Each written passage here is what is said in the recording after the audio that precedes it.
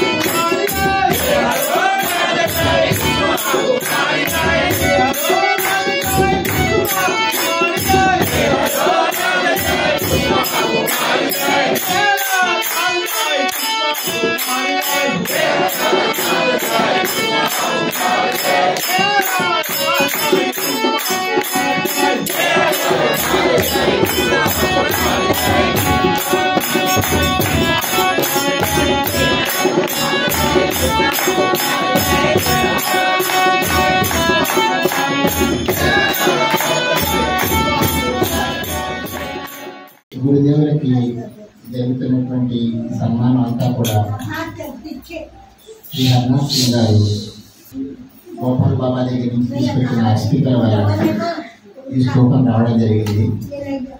ఈరోజు మనందరం కూడా ఈ శ్లోకం దగ్గర వారి యొక్క స్మరణ చేసుకుంటూ వారిని గుర్తు చేసుకుంటున్నాం. ప్రతి సంవత్సరం కూడా చక్కగా జరుగుతోంది. హనుమాన్ సింగ్ వారి అబ్బాయి చక్కగా డెవలప్ చేయడం నాకు చాలా ఆనందంగా ఉంది. ఎందుకంటే చూపించారు ఇక్కడ కన్స్ట్రక్షన్ కూడా తొందరగా చేస్తేనే బాగుంటుంది. దానికి తగిన సహాయ సహకారాలు మేము అందరం అందిస్తాము. ఎందుకంటే ఇది ఒక మందిరం.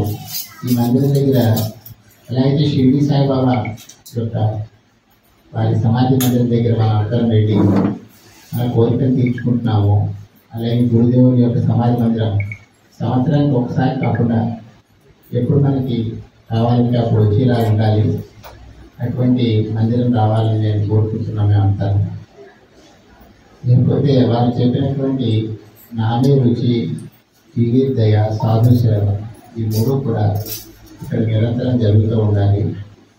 ఒక గోశాల చిన్న ఆవునైనా పెంచి ఆయన కోరిక తీర్చాలి. ఎందుకంటే అక్కడ ఒక తులసి కోట కట్టారు. ఆ తులసి కోట దగ్గర బాబా తన యొక్క దివ్య సందేశాన్ని అందిస్తూ ఉండేవారు. అదే ప్రాంతం నా ఉద్దేశంలో గోశాల కింద బాగుంటుంది అనుకుంటున్నాను. దానికి తగినటువంటి సహాయ సహకారాలను మేము అందిస్తాము. లేకపోతే ఏం చెప్పినా కూడా తక్కువే. ఎందుకంటే వారు చెప్పింది చాలా ఉంది, మేము పాటించింది చాలా తక్కువ ఉంది. పాటించడానికి కావాల్సిన శక్తి మన అందరికీ ఇవ్వాలని, గురుదేవుడు మన అందరికీ ఆశీర్వాదాలు ఇవ్వాలని, వారి నామాన్ని మనం నిరంతరం కలుపుకుంటూ ఎలా అయితే జయ హరనాథ జయ కుసుమ కుమారి జయ నామం, నరసింహాచార్య జయ అని నామాన్ని మనం స్మరించుకునేలాగా భవిష్యత్తులో ఇది ఒక అద్భుతమైనటువంటి మందిరమైన రూపొందాలని నేను ఆశిస్తూ ఈ కార్యక్రమానికి ఏర్పాటు చేసినటువంటి హనుమాన్ సింగ్ గారికి, సుధాకర్ బాబా గారికి, తర్వాత యోగేష్ గారు, కొల్లాల వెంకటేశ్వర గారు, ఇక్కడ వచ్చిన ప్రతి వ్యక్తికి ధన్యవాదాలు తెలుపుతూ ఇక్కడ ఉన్నటువంటి భాగవతం అందరికీ నమస్కారం చేస్తూ, మహాత్ముల గురించి చెప్పాలి అంటే జీవితాలు సరిపో. ఇంకా కొద్దిగా నాకు తెలిసినంత వరకు నరసింహాచార్య బాబా గారి గురించి చెప్తాను. మొట్టమొదటిగా చెప్పాల్సింది ఆయన మహాశిల్పి. ఎంతో మంది పండబారిన హృదయాలని దగ్గరకు తీసుకుని ప్రేమ అనే ఉలితోటి, భక్తి అనే నామంతో కొట్టి అక్కలేని మొక్కలన్నీ తీసి పడేస్తాయి. చక్కటి శిల్పాలు తయారయ్యాయి. 14 సంవత్సరాల క్రితం నాకు చెప్పినటువంటి మాట ఆయన నాకు 1,00,000 మంది మిత్రులు ఉన్నారు, శిష్యులు అని చెప్పలేదు. నాకు 1,00,000 మంది మిత్రులు ఉన్నారు 14 సంవత్సరాల క్రితం. ఇప్పుడు ఆ శిష్యులు, ప్రశిష్యులు, వాళ్ళ శిష్యులు ఎంతమంది అయ్యారో లెక్క. అటువంటి మహత్తరమైనటువంటి వ్యక్తి. ఇంకో గొప్ప విషయం ఏంటంటే ఆయన చక్కటి కళాకారుడు. నాటకాల్లో వేషం వేసేవాడు. అది ఎవరికి తెలియదు. నాకు ఒక సందర్భంలో చెప్పాడు నరసింహ. ఏం జరిగిందంటే అక్కడ ఉన్న పద్మావతి కళ్యాణ మండపం నల్లగుట్టలో శ్రీనాథ్ రాసినటువంటి ఒక స్తోత్రానికి కార్డు, అది కంప్యూటర్ కార్డు వెళ్ళి ఇచ్చేశారు, రిలీజ్ చేశారు. ఏమన్నదంటే అది హైగ్రీవ స్తోత్రం. ఆ సందర్భంగా ఆయన నా ముందు కూర్చున్నారు.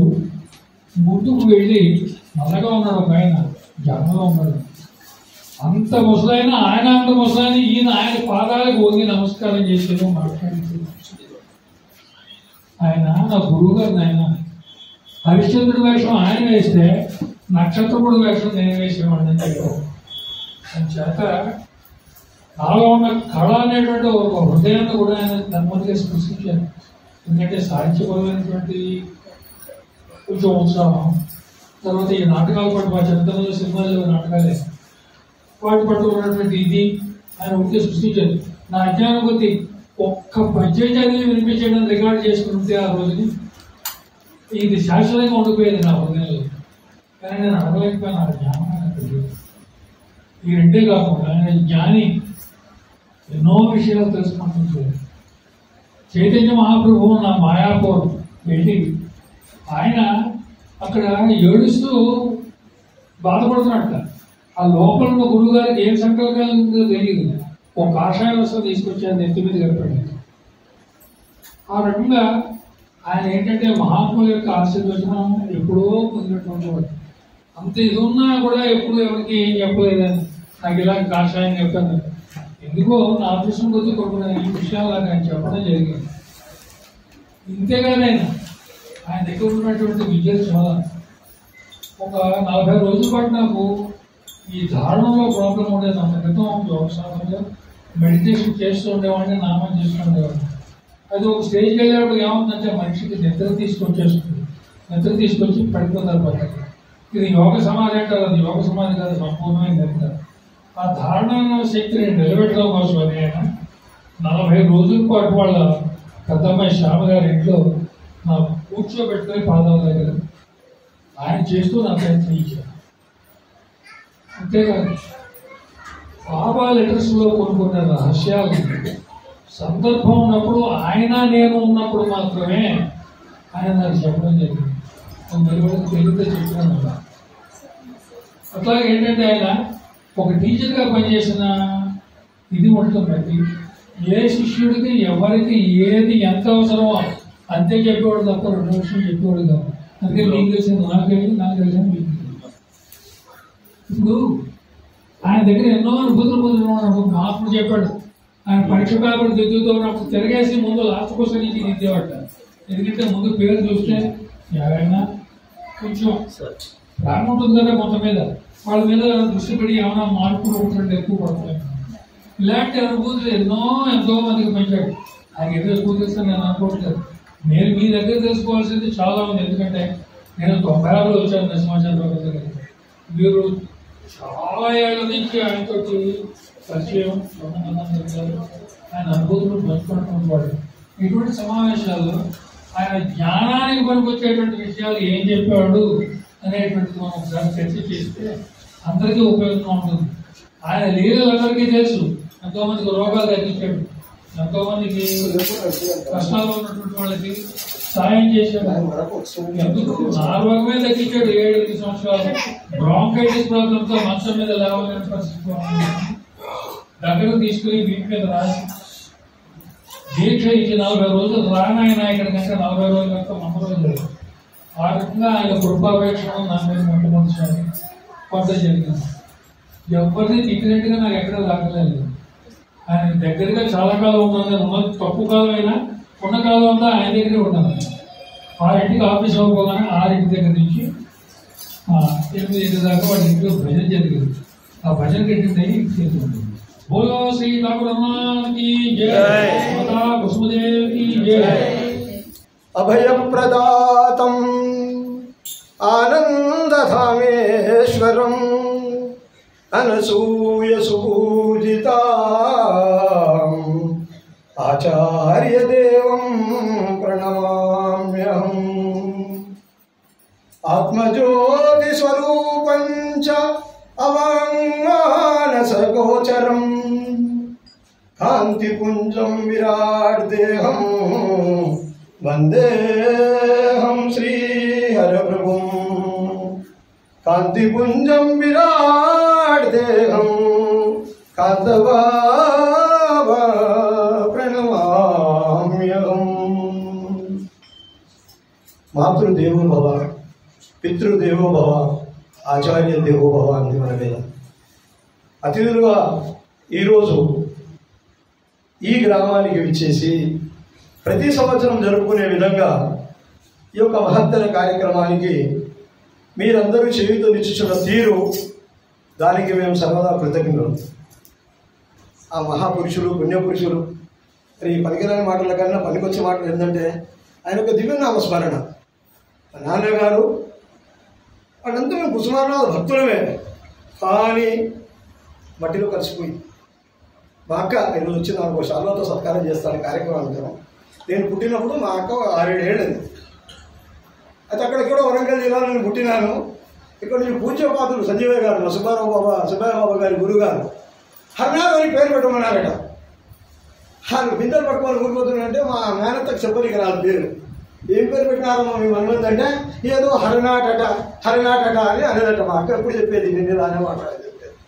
అట్లా మా ఇంట్లో మొదలైన ఈ హరినాథ నామము నిజంగా ఈ తాగుబోతుని శ్రీమాన్ ఆచార్య బాబా గారి ద్వారానే సంస్కారం చేశాను. యథార్థం. నేను నాట్ ఓన్లీ తాగుబోతు, ఆయన గుండాల్సి కొట్టినాను, చాలా మంది కొట్టాము. ఇది యథార్థం. ఇది మా ఊళ్ళో చాలా మందిని కొట్టినాను, ఇది సత్యం. కాబట్టి ఇంకా తీసుకొని దాచుకునేది ఏం లేదు. మనం మర్చిపోయినా కూడా మన వీపులో ఉన్న దబ్బాలు అంటే హిందీలో ఏమంటారు దాని గుర్తులు, మచ్చలు, అవి మారవు. మనకు తొడల మీద పుళ్ళు అవుతాయి. డైరెక్ట్గా తెలుస్తుంది నాకు అవి ఉన్నాయి, గజ్జల్లో ఉన్నాయని చెప్పేసి.